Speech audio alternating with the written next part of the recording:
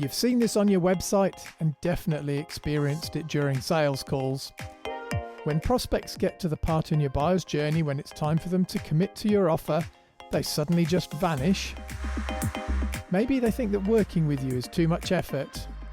Or perhaps they're thinking the process is going to take too long. Or maybe it's just unclear to them what they need to do as the next step in order to engage with you. What you need is a plan. Prospects won't commit if they're not sure what they're signing up for.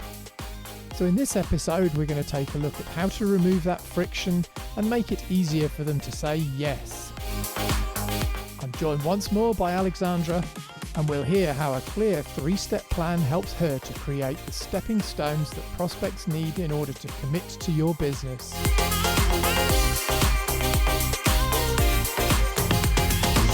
Hi there, and welcome to the Authentic Marketing Podcast. I'm your host, Simon Harvey, and with me today, as usual, is my co-host, Daniel Kleber.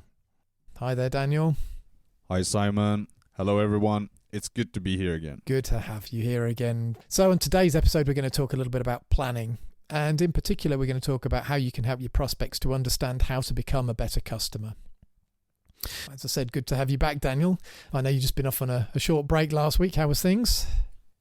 Yeah, it was very nice, thank you. It was warm, relaxing by the pool, some great bars and restaurants, and lots to see. A few good beers, I'm sure there. I can imagine definitely. Sitting down at the side of the pool in an evening. Very nice.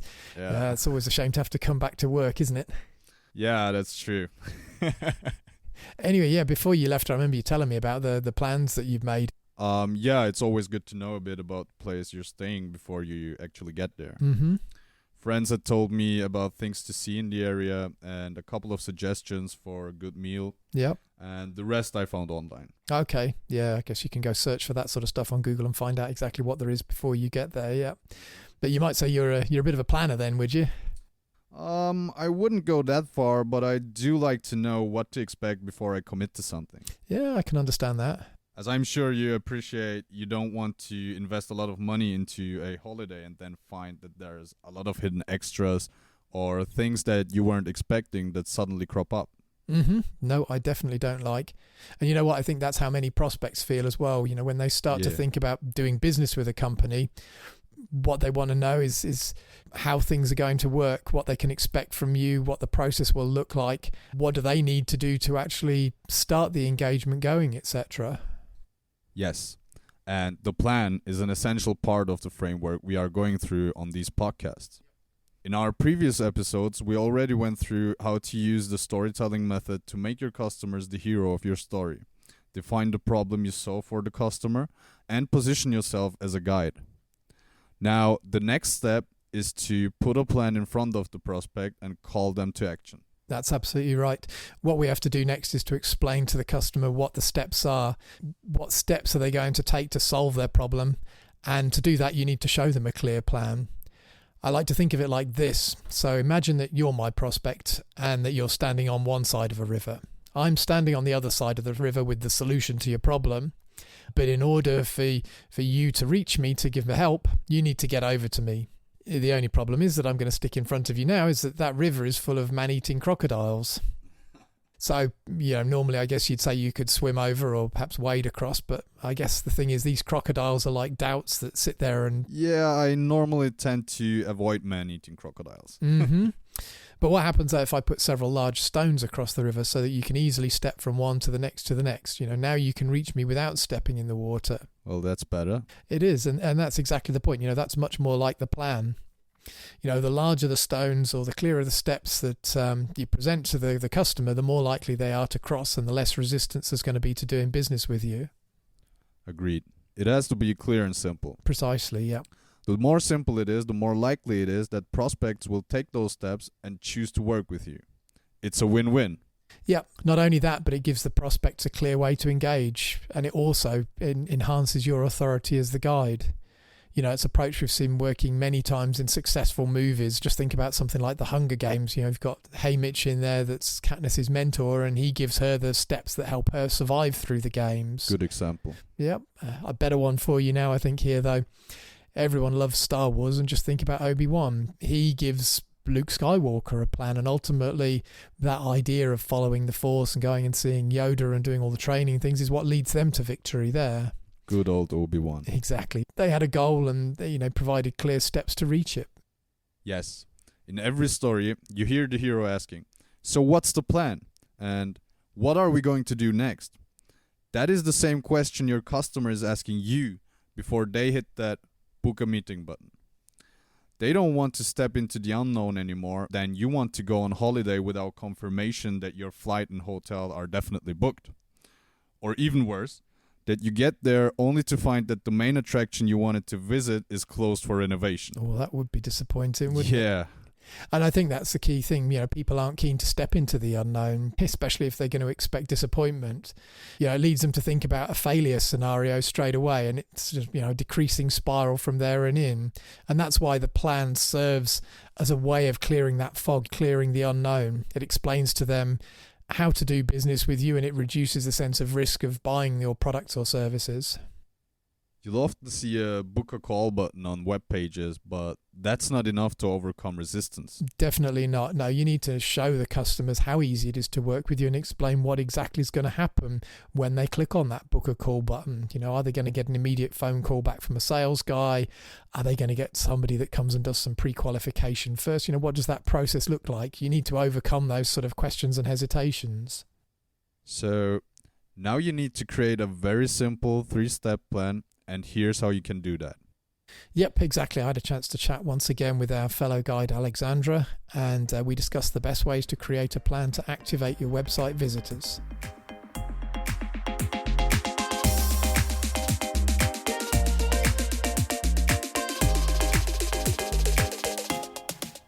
Hi, Alexandra.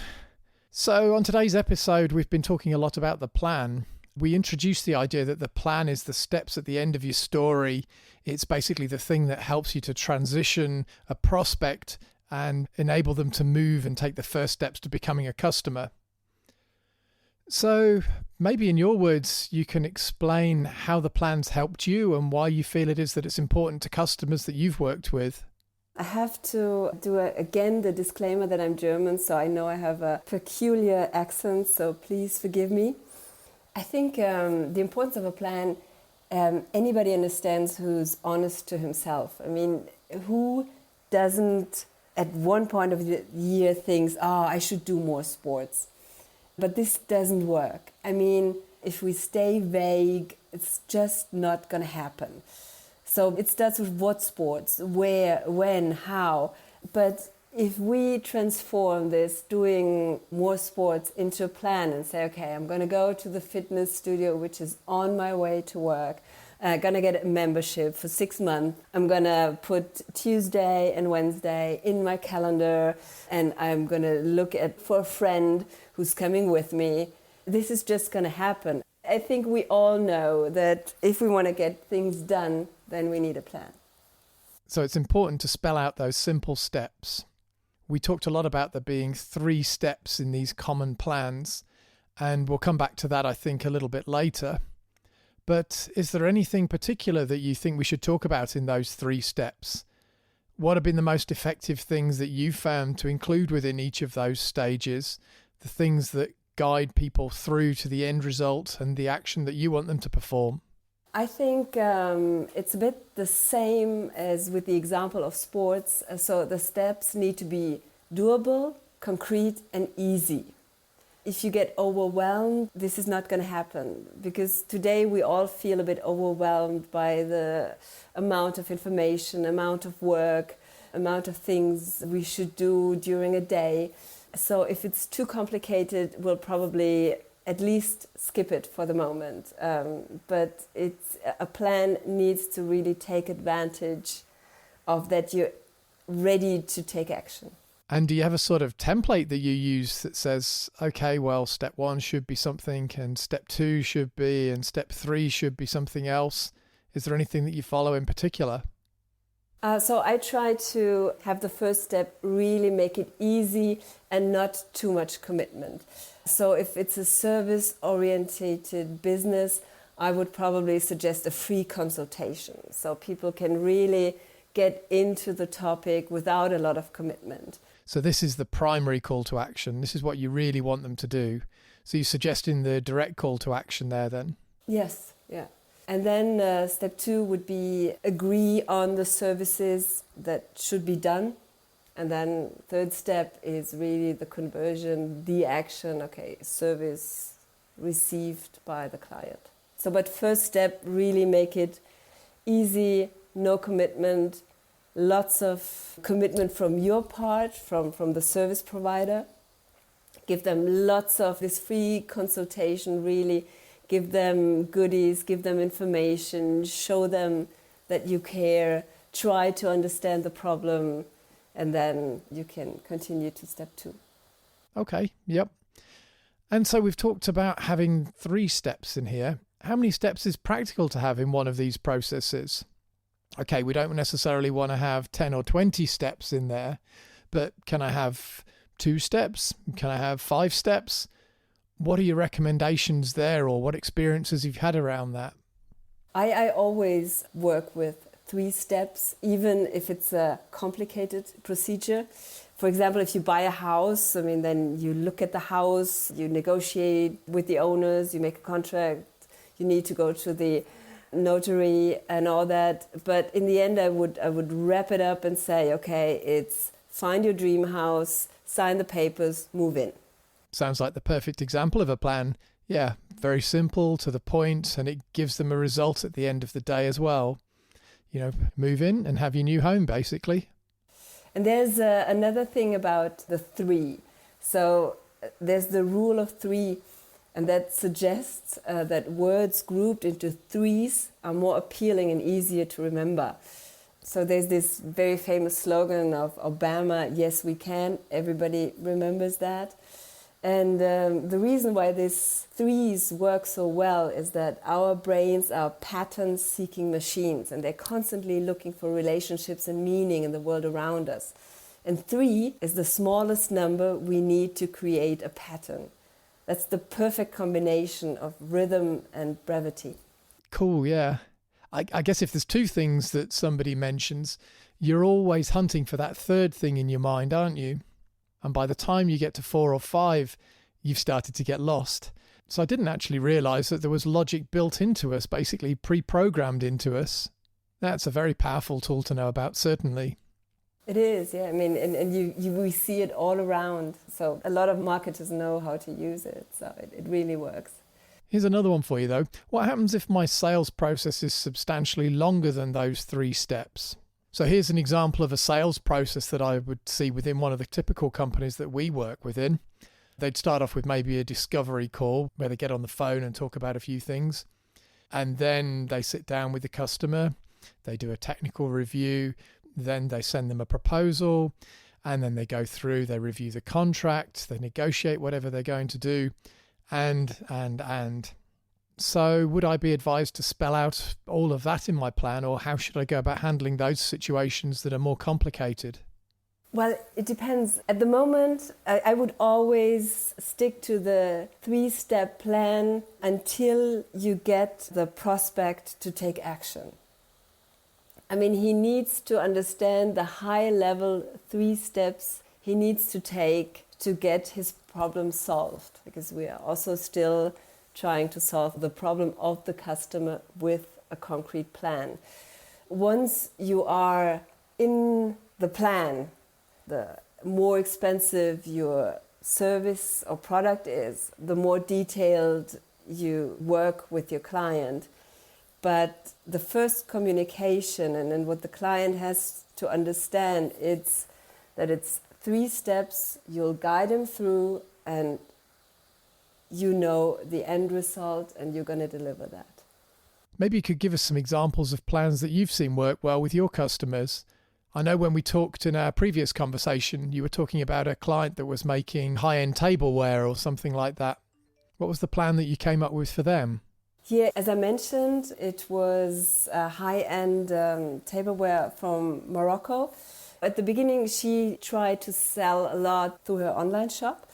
And it didn't work because the people didn't know how to use it. And then we changed the whole communication about how to use the products. Then the plan was even easier because it was on Instagram or on Pinterest. You could see how the product was used and then really click on the button and go directly to the shop. So it was even more straightforward than over the website. So that was how we solved it with her. It was understand how to use the product, order product, use product. Very simple and straight to the point. Perfect. You mentioned an interesting thing in there. So it's not just something that appears on our website. We can put it in all sorts of places. You mentioned Pinterest and Instagram there. How else can I use this as part of the sales conversation or even a marketing process? So you and I, we work with a proven story structure. And this story structure can be used in email funnels, websites, or should be used in email funnels, websites, or the online communication, in sales conversations. And the plan is always part. And the plan gives structure and security. Also that the guide, the role we are taking on as sellers, knows what to do and knows how to deliver. So it's a really important piece of any sales conversation or any sales communication because it gives security, it shows the end result, it shows the process, and it shows just the steps that are needed to solve the problem. So I guess we could put it in emails, perhaps summarizing it instead of spelling it out 1, 2, 3. If we could put it into a single sentence there. Or we could maybe take the individual steps and put them into social posts. We could push them out, as you mentioned earlier, through something like Instagram. We could put them in a slide deck, a presentation, on a LinkedIn post or image, or anything like that potentially. Yeah, definitely, because I mean, you've seen that, I've seen that. There are still a lot of websites or communication pieces out there that do not have a call to action. And the plan is a very concrete and precise call to action. So no communication should ever not have a call to action because people don't act if they are not asked to act. So I think that's a great point to end on. People don't act if they're not asked to act. So, Alexandra, thank you very much for your time today. It's been great to have you on the show again and great to hear your insights. Thank you very much. Thank you.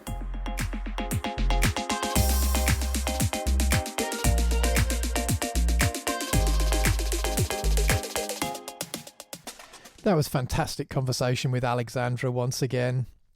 So, for me, I found it really amazing to hear how something as simple as providing these 3 clear steps help one of her customers so dramatically. It's amazing that doing something as easy as explaining to their prospects the transformation that they would undergo when they use this tableware, and then giving them a clear process to connect and engage, had such a significant impact on their sales. There were numerous practical ideas I think that we can all take away from that conversation. Thanks very much for joining us again, Alexandra, and I look forward to chatting with you in the future. If you don't seem to be able to get prospects to convert on your website, or if you're uncertain how to create the perfect plan for your business and need someone else to give you the direction, then you can hire an authentic engagement coach. Just go to demodia.com to hire a coach that will show you how to increase the effectiveness of your marketing and give you an easier way to grow your business. So, listeners, at the end of each episode, I like to give you a set of concrete actions. These are practical steps from today's episode that you can take to immediately improve the effectiveness of your sales and marketing. In our conversation today, we've been talking about the plan and how a set of clear steps removes the uncertainty from your hero's mind when it comes to commitment. If you haven't already done so, then the first thing I want you to do is to head to demodia.com/brandscript and download a copy of the BrandScript worksheet. Once you've done that, I want you to fill out each of the sections. Of course, if you need help with any of those, we've talked a lot about that in earlier episodes, so you can refer back to those for details. For today's action, you're going to create a 3-step plan for your business that you can use to build a set of stepping stones for your prospects. Firstly, I want you to write down how your visitors will start the process of working with you. Do they need to give you a call, book a meeting in your calendar, fill out a form on your website? What is it that they need to do? Think about that and write it down. For step 2, I want you to think about your solution and how this will help them once they've had that initial engagement. So what are they actually going to get out of step 1 is basically what I want you to write in this box here. Is it a detailed project plan that you're going to give them? Maybe you're going to give them a trial of your product, or maybe there's something else that's very specific to your business. Write this down and make sure you're clear so that your prospect knows exactly what to expect and what they're going to get in return when they fill out that form. Finally, I want you to show them what success looks like after they've taken up that offer. Will their business be more efficient? Will they have a safer home? What's the transformation that they're going to see? I want you to write that into the last section. Now you've got your 3-step plan. It's as easy as that. You can make variants of this for different offerings if you want and use them then on your website, summarize them in your emails, or put them at the end of all your proposals. With your plan made clear, your prospects are going to feel less anxious and they will engage more often. That's all for today's episode. Thank you so much for listening to the Authentic Marketing Podcast, where we help you create a sales and marketing plan that will get you new customers and grow your business. Follow us and rate us wherever you listen to your podcasts, and don't forget to join us on LinkedIn. We love to hear what you want to learn and how we're helping your business succeed. See you next time.